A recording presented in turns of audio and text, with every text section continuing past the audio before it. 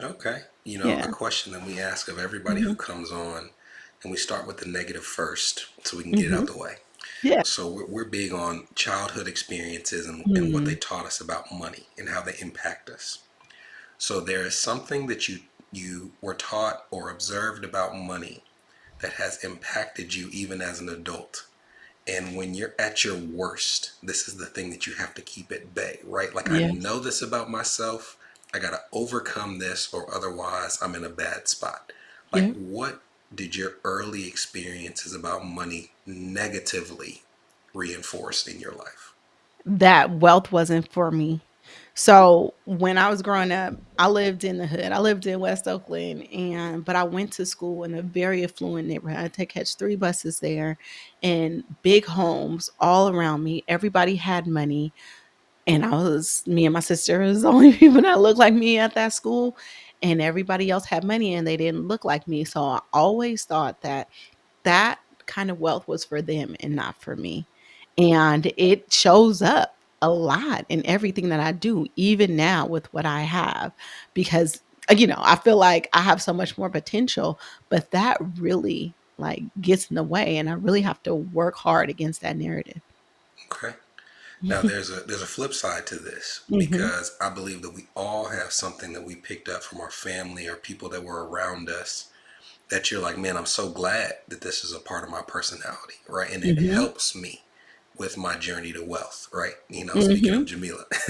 So, like, what is your positive behavior or thing that you picked up where you're like, this is a unique element of my personality that serves me well? I think it's my ability to share things with people and to help people and to bring people along the journey with me. I really feel like it's my obligation to make sure people have this information because I really feel like the greatest form of protest is financial freedom. Okay. Now, my final question for you is, you mentioned that you started your channel to help a few friends, right? Hmm. Like, about how many friends are in that circle? It's about, let's say, like 8. Okay, so Yeah. so 8 friends. You started Uh-huh. this platform Hmm. to Hmm. help out 8 friends.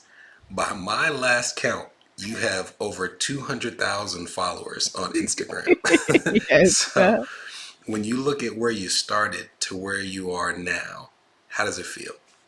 It feels amazing. It feels amazing, but it also, you know, that you always like it's so hard to not like look at, oh my God, but I should be here.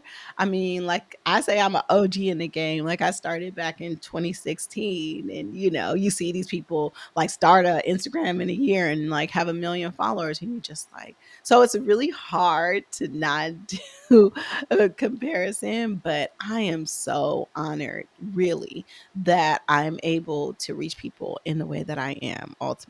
Like, seriously, like, I think that, first of all, it was a crazy fluke. I did not get into this to be a content creator or all this kind of stuff. But just because I had the audacity to share my story and my journey, I've been able to impact so many. So I love it. Well, that's powerful, and you Yeah. should be proud. It's hard to not compare, but comparison is Yeah. the thief of joy. So I think we should Yes. all fight that urge.